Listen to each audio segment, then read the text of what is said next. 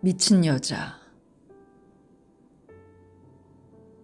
여보게 하고 마띠우 당돌랭 씨는 말했다. 나는 도요새를 보면 전쟁 중에 있었던 참으로 끔찍한 사건이 떠오른다네. 꼬르메이유 성 밖에 있었던 내 소유지를 자네도 알 걸세. 프러시아인들이 도착했을 때 난 그곳에서 살고 있었지. 그때 이웃집에 미친 여자가 살고 있었는데 거듭되는 불행으로 정신착란을 일으킨 여자였지. 25살 되던 해 그녀는 단 한 달 동안에 아버지와 남편과 갓난아기를 잃어버렸다네. 죽음의 신이 한 번 집 안으로 들어오면 마치 죽음은 그 문을 알고 있기라도 한 것처럼 언제라도 곧 다시 찾아오게 마련이거든. 슬픔의 벼락을 맞은 그 가엾은 젊은 여인은 그만 쓰러져서는 자리에 누워 6주일 동안이나 계속 헛소리를 했다네. 그런 후에 일종의 허탈 상태가 격렬한 발작에 뒤이어와서 그 여인은 움직이지도 않고 거의 먹지도 않으면서 꼼짝 않고 누운 채 눈동자만 움직이고 있었다네. 사람들이 그녀를 일으키려고 하면 그녀는 마치 자기를 죽이기라도 하는 것처럼 소리를 지르곤 했어. 그래서 하는 수 없이 그녀를 누워있게 내버려 두었고 더러워진 몸을 씻기기 위해서나 요를 뒤집으려고 할 때 외에는 그녀를 이불 밖으로 끌어낼 수가 없었지.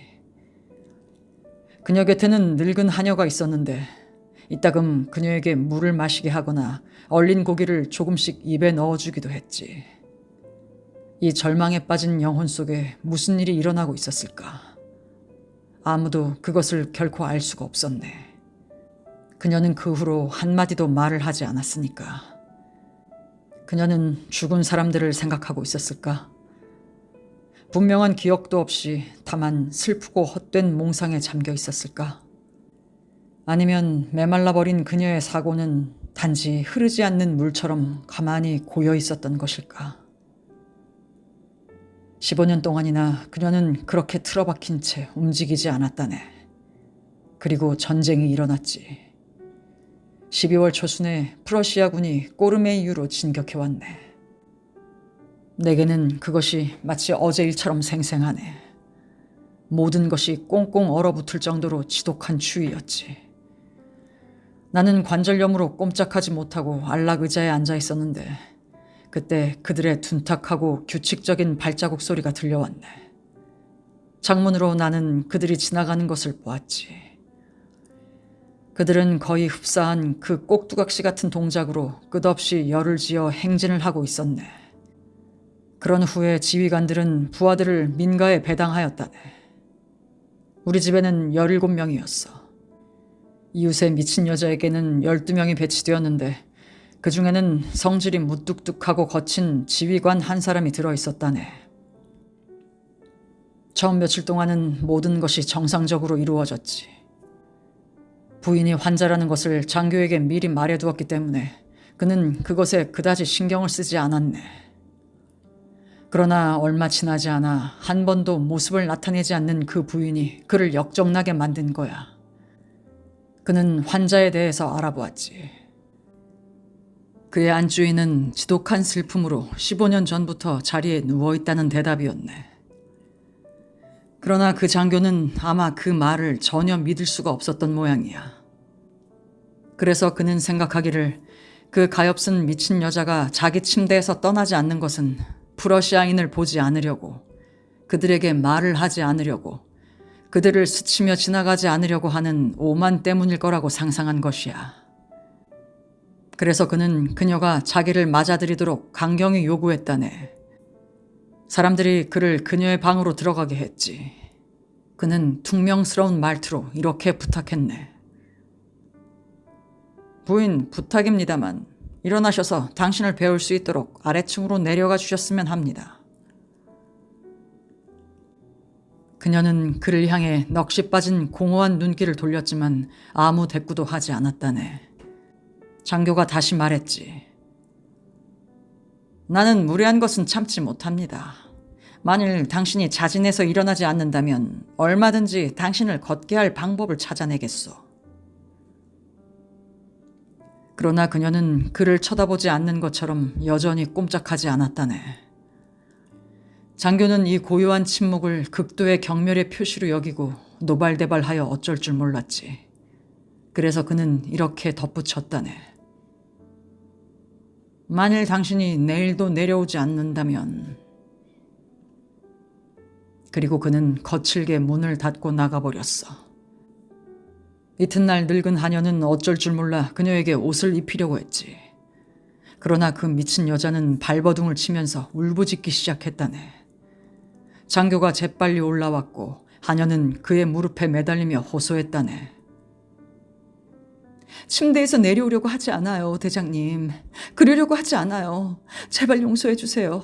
참으로 불쌍한 신세입니다. 장교는 부하가 치밀어 올랐지만 그렇다고 해서 부하들을 시켜 그 여인을 침대에서 끌어낼 순 없어 안절부절하고 있었지. 그러다가 갑자기 그가 웃음을 터뜨리더니 독일어로 명령을 내렸네. 곧 1분대의 병사가 부상자를 운반하듯이 침대 매트를 떠받치고 나오는 것이 보였네. 그동안 한 번도 치워보지 않은 그 잠자리 속에서 미친 여자는 여전히 말이 없었고 누워있게만 해준다면 다른 모든 일들에는 아무런 관심이 없다는 듯이 꼼짝도 않고 있었네. 그 뒤로 한 병사가 여자의 옷보따리를 들고 그들을 따라갔지. 장교가 두 손을 비비면서 말했네. 혼자서 옷을 입을 수 없는지, 그리고 조금도 걷지 못하는지 이제 곧 알게 될 거야. 병사들이 침대에 누운 여자를 떠받치고 이모빌로 숲 쪽으로 멀어져 가는 것이 보였네. 2시간 후에는 병사들만이 돌아왔더군. 그 후로는 2번 다시 그 미친 여자를 더 이상 볼 수가 없었네. 병사들은 그 불쌍한 여자를 어떻게 했을까? 그녀를 어디에 데려다 놓은 것인가? 그것은 전혀 알 수 없었다네. 눈이 밤낮으로 퍼부어 들과 숲은 차가운 눈의 침묵 아래 하얗게 덮이고 말았지.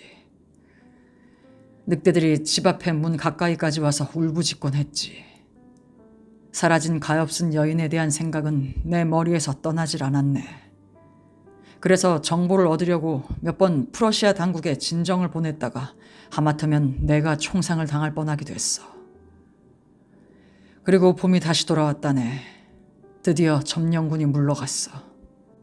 내 이웃집은 여전히 닫혀진 채로 있었고 오솔길에는 풀이 무성하게 돋아났네. 늙은 하녀는 겨울 동안에 죽어버렸지. 더 이상 아무도 그 사건을 염두에 두지 않았지. 나만이 줄곧 그것에 대한 생각을 하고 있었다네. 그 여인을 그들이 어떻게 했을까? 그녀는 숲을 가로질러 도망쳤을까?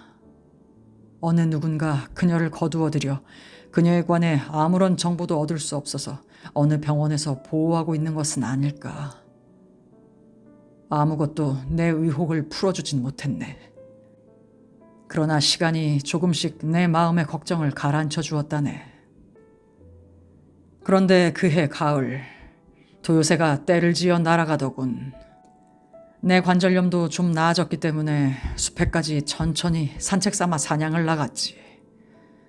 부리가 긴 새를 4-5마리 잡았는데 그 중에 한 마리가 나뭇가지가 잔뜩 쌓인 도랑으로 떨어졌던 거야. 나는 그 새를 줍기 위해서 그곳으로 내려가지 않으면 안 되었지. 그런데 갑자기 그 미친 여자에 대한 생각이 주먹으로 한 대 얻어맞은 듯이 내 가슴에 파고드는 거야. 다른 많은 사람들도 그 흉악한 해에 어쩌면 이 숲속에서 죽었을는지도 모르지. 무엇 때문인진 모르지만 나는 그 불쌍한 미친 여자의 해골을 발견했다고 확신하네. 틀림없이. 그리고 갑자기 난 깨달았네. 모든 것을 알아차렸네. 그들은 매트 위에 있었던 그 여인을 춥고 황량한 숲속에 그대로 내버렸던 거야. 그리고 자기의 고정관념에 충실한 그 여인은 외골수로 한 가지 일만을 생각하면서 두텁고 가벼운 솜털같이 부드러운 눈 밑에서 발다리 한 번 움직이지 않고 죽어갔던 것일세. 그런 다음에는 늑대들이 그녀를 뜯어먹은 것이지. 그리고 새들은 찢어진 침구의 양털로 그들의 보금자리를 만들었던 것이야. 나는 그 슬픈 유고를 지금도 내 마음속 깊이 간직하고 있다네. 그리고 우리의 후손들은 더 이상 절대로 전쟁을 보지 않도록 기원한다네.